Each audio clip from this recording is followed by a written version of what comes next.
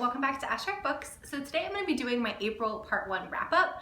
I realize it's pretty much almost the end of April already, but I'm still going to go ahead and split it into 2 videos just because I don't want it to be a 30-minute long video, and if I put them all together it would be. So I'm going to talk about the first 4 books I read in April today, and then I'll have the rest of them in the second part of the video, probably coming out in a few days. Just so it's not super long.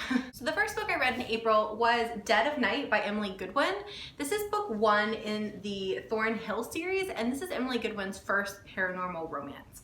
So I was super intrigued to read this because Emily Goodwin is a really great contemporary romance author that I've really enjoyed. I love her characters and her humor, so I was really excited to kind of try her paranormal side out, and I really liked this. So this follows our 2 main characters, Callie and Lucas. So Callie is a witch, and she's from a family that has no witches in it. So she was very much so kind of ostracized and very much so mistreated in her family because of that. And we don't actually know the whole story yet. It's going to be at least 2 books, I know. So, but she's kind of been taken in by the local coven, and they are pretty much her family now.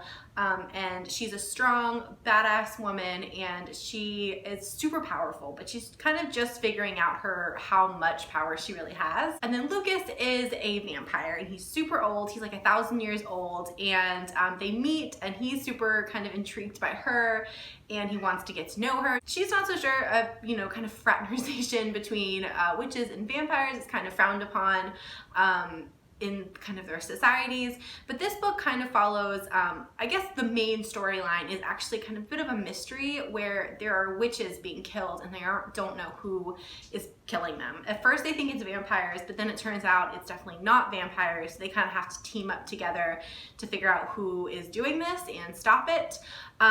It was fantastic. I'd say if you like shows like Charmed or True Blood or like the Sookie Stackhouse novels, I think you would really like this book, because I don't know if the author was inspired by those, but I kind of felt kind of like some of their vibes throughout the book.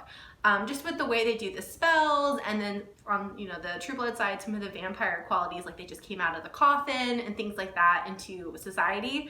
I really loved it. It had humor, it was funny. It's almost like a small town setting too, because Callie lives in this really small town and she works in a bookstore, so it's kind of got all those charming qualities while also having this paranormal character and kind of storyline. So it was great. I really recommend it. It's I give it a 4 out of 5, and I know the second book either just came out or is about to come out, so I'm really excited to kind of continue on because it left kind of a little bit concluded, but definitely like way more storyline to explore.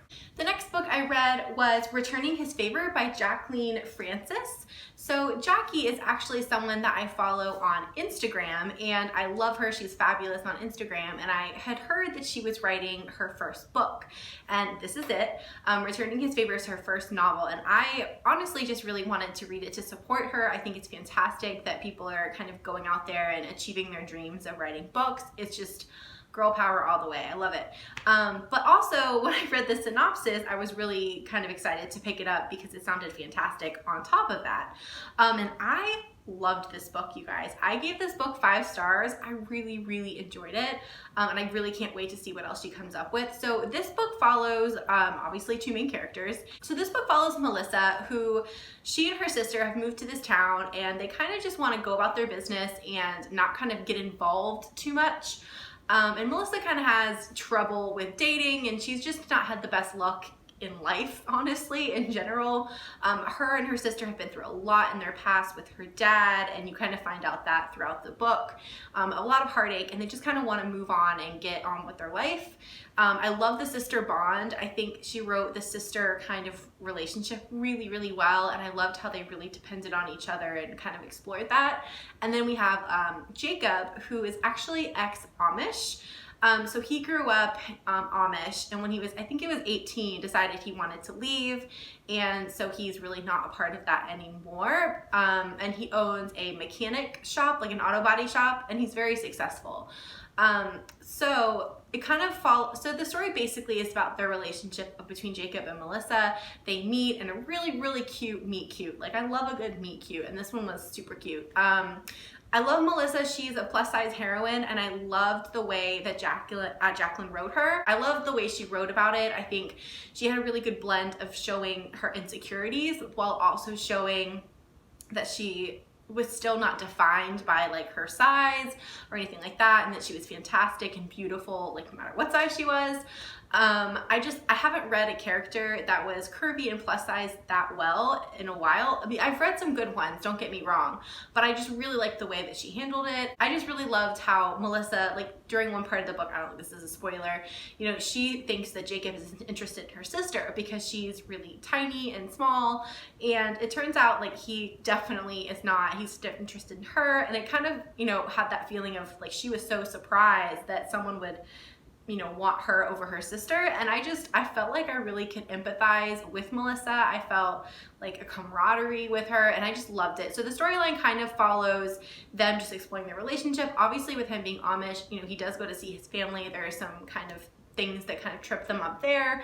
I just love this for the relationships between all the characters. I think it was really well done, and if you want something a little bit different, I've never read about an Amish character before. I thought that was really interesting.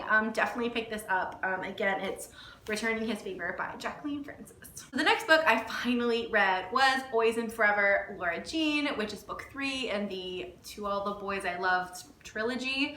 I have been meaning to pick this up since the fall when I read the first 2, and I just kept putting it off. This is my friend's book, so that's why it has no dust jacket, so I do not hurt the book.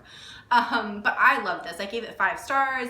I thought it was just a really great conclusion to the story. I thought the way they explored like college and all those kind of grown-up decisions that kind of get thrown at you when you're 18 and you're graduating high school were just handled so well. I haven't been out of high school a long time, and I still remember kind of all those feelings and like not getting in or getting in and all those kind of gut-wrenching decisions that you have to make, and sometimes they're easy and sometimes they're not. And I loved how this book didn't just focus on the relationship between, you know, like the love relationship. I think it also focused on her sisters and her dad, on herself, trying to figure out what she wanted in her life, and I just really appreciated that. I thought it was great. I love Laura Jean so much. She might be one of my all-time favorite like female characters.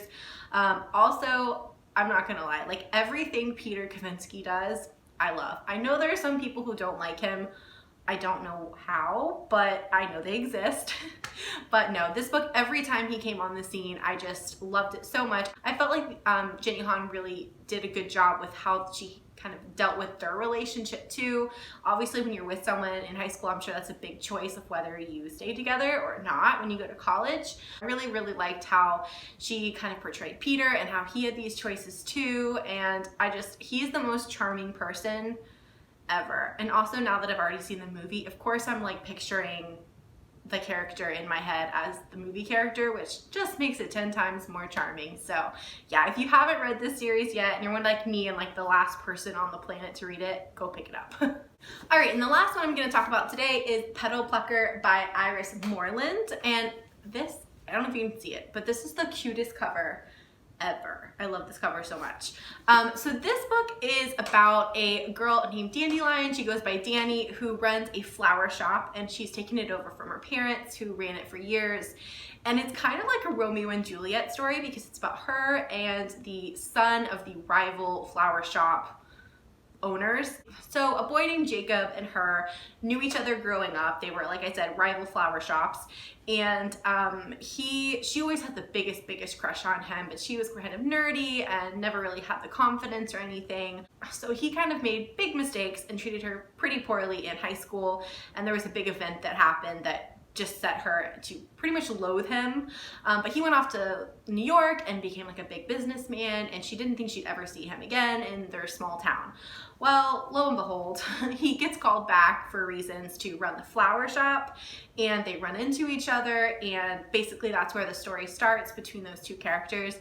I thought the writing was so hilarious in this book. So it's called Petal Plucker, and like the metaphors that she kept throwing in with the flowers and like love, and you know, like obviously our main character perhaps isn't as experienced with certain things. I just found this book hilarious, but also super sweet.